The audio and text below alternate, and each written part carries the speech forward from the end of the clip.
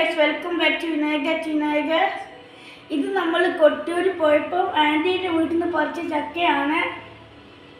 Maximum ഇത്രയും വലുതാവും. ഇത് ഒരാൾക്ക് കഴിക്കാനൊക്കെ ഉണ്ടാവും. ഇത് നമ്മൾ പൊളിക്കാൻ പോവുകയാണ്.